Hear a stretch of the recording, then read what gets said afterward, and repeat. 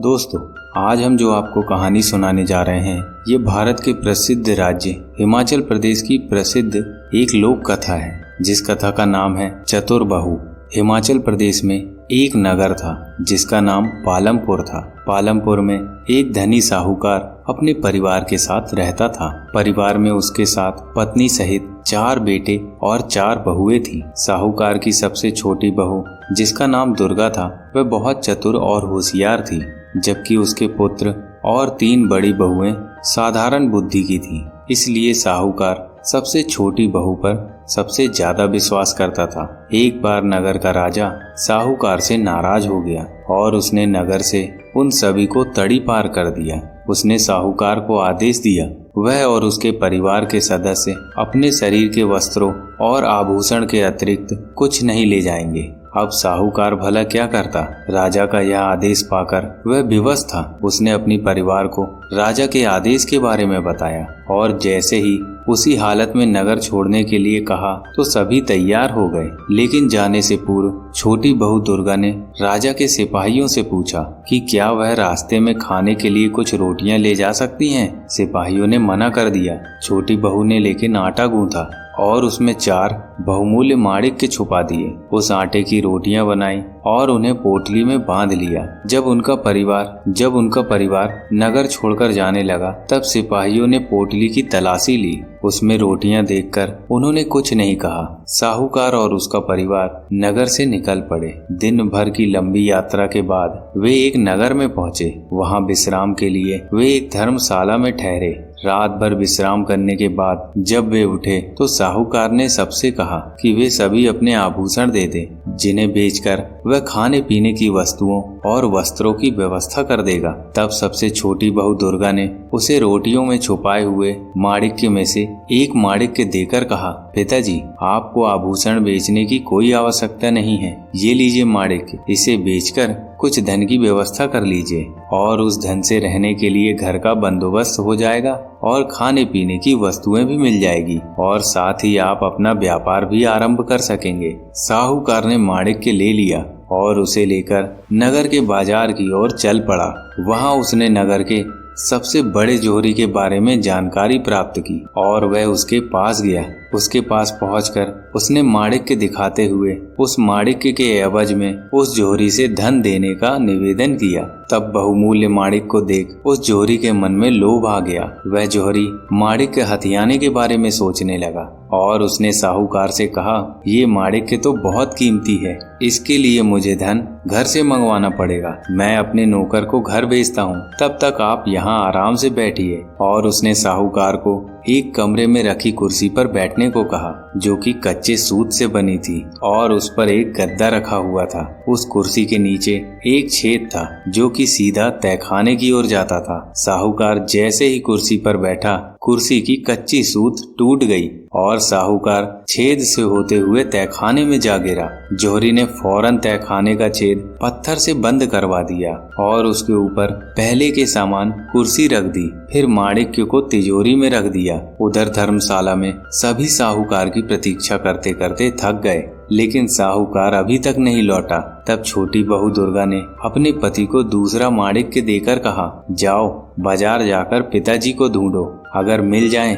तो इस माणिक्य को वापस ले आना, यदि ना मिले तो माणिक्य बेचकर खाने पीने का सामान और वस्त्र ले आना। उसका पति माणिक्य लेकर बाजार चला गया। वहां उसने अपने पिता की तरह ही सबसे बड़े जोहरी का पता किया और लोगों ने उसे उसी जोहरी के पास भेजा जिसने उसके पिता को कैद कर लिया था। जोहरी के पास पहुंचकर उसने उसे माणिक्य दिखाया। तब वह लालची जोहरी ने उसके साथ भी वैसा ही किया जैसा उसने उसके पिता के साथ किया था और अब दोनों पिता और पुत्र जोहरी के तहखाने में कैद थे। वहां जब दुर्गा का पति भी वापस नहीं लौटा तो उसे चिंता होने लगी। उसने स्वयं बाजार जाने का निर्णय लिया और वह बाजार गई। अपने आभूषण बेचकर खाने पीने की चीजें और वस्त्रों की व्यवस्था की। फिर धर्मशाला वापस आकर उसने खाने पीने की चीजों और वस्त्र को परिवार वालों को दे दिए और स्वयं यह कहकर वहाँ से निकल गई कि वह पिताजी और अपने पति को खोजने जा रही है। वहाँ से निकलकर उसने अपने लिए एक सिपाही की पोशाक खरीदी और सिपाही का भेष बनाकर राजा के दरबार में पहुँच गई। उसने राजा से विनती की कि वह उसे अपने महल का सिपाही बना ले। राजा ने उसे सिपाही बना दिया और महल की पहरेदारी का कार्य उसे सौंप दिया। कुछ दिनों तक सिपाही बनी दुर्गा ने महल के चारों ओर पहरेदारी की। वहाँ उसे पता चला कि महल के पशुशाला में रोज एक राक्षस आकर उत्पात मचाता है। उसने राजा से पशुशाला की पहरेदारी की आज्ञा मांगी। पहले तो राजा हिचका, पर बाद में उसने अनुमति दे ही दी। वहाँ से कुछ दूरी पर जंगल के रास्ते में एक ऊंचे पेड़ पर चढ़कर दुर्गा सिपाही के भेष में बैठ गई। उसने अपनी उंगलियां जगह जगह से काट लीं ताकि उसे नींद न आ पाए। रात होने पर उसने देखा कि जंगल की तरफ से एक बड़ा सा भैंसा सींग उठाए महल की तरफ भागा आ रहा है। वह समझ गई कि यह वही राक्षस है। जैसे ही वह भैंसा उस पेड़ के नीचे से गुजरा जिस पर दुर्गा बैठी हुई थी, वह दोनों हाथ में तलवार लिए नीचे कूद पड़ी और सीधे भैंसे के ऊपर गिरी। भैंसे पर गिरते ही उसने तलवार के तेज वार से उसका सिर काट दिया और वह भैंसा मरते ही अपने असली रूप में आ गया। दूसरे दिन जब राजा को यह समाचार प्राप्त हुआ तो वह बहुत प्रसन्न हुआ। उसने सिपाही रूपी दुर्गा को बुलाया और कहा, मैं तुमसे बहुत प्रसन्न हूँ। तुमने उस राक्षस से छुटकारा दिलाया है जो कई वर्षों से हमें परेशान कर रहा था। तुम्हें इनाम में जो चाहिए वह मांग लो। दुर्गा बोली, महाराज, यदि आप मुझसे प्रसन्न हैं तो मुझे इस नगर की रक्षा का कार्यभार सौंप दीजिए और मुझे अधिकार भी प्रदान कीजिए कि मैं यदि किसी अपराधी को देखूं तो उसे स्वयं दंड दे सकूं। उसकी काबिलियत को देख महाराज ने उसे नगर का कोतवाल बना दिया। नगर का कोतवाल बनने के बाद दुर्गा ने अपने पति और ससुर की खोज प्रारंभ की। उसने सोचा कि वे लोग अवश्य ही नगर के सबसे बड़े जोहरी के पास माणिक्य बेचने गए होंगे। इसलिए उसने नगर के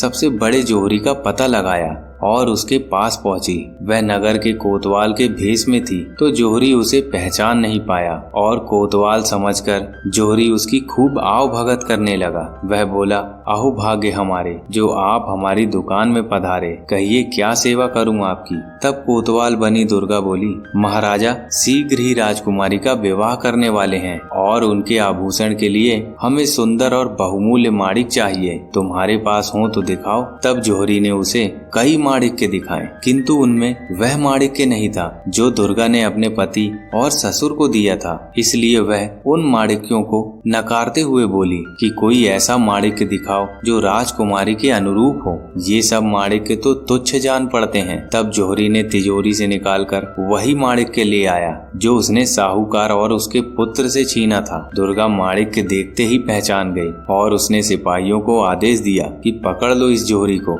यह जोहरी नहीं, चोर है। जोहरी को तो कुछ समझ में नहीं आया। तब दुर्गा बोली, यह माणिक्य तुम्हारा नहीं है, यह तुमने एक साहूकार और उसके पुत्र से छीना है। बताओ तुमने उन्हें कहाँ रखा है। जोहरी समझ गया कि कोतवाल को सब पता है। वह वहाँ से भागने लगा मगर सिपाहियों ने उसे पकड़ लिया। फिर दुर्गा ने पूरी दुकान की तलाशी ली। तब उसे उस कुर्सी के नीचे पत्थर दिखाई पड़ा। पत्थर हटाने पर नीचे तहखाने में उसने और अपने ससुर को अधमरी हालत में देखा। उसने उन्हें वहाँ से निकाला और तुरंत चिकित्सा उपलब्ध करवाई। फिर उस जोहरी को राजा के सामने प्रस्तुत किया गया। कोतवाल बनी दुर्गा ने राजा को सारी बात बताई। तब राजा ने उस साहूकार को कैद करवा दिया। कोतवाल की बुद्धिमत्ता को देख राजा बहुत प्रसन्न था और वह उसका विवाह राजकुमारी के साथ करना चाहता था। उसने यह प्रस्ताव कोतवाल बनी दुर्गा के सामने रखा तो दुर्गा ने उसे सारा किस्सा बताते हुए सिपाही का वेश हटाकर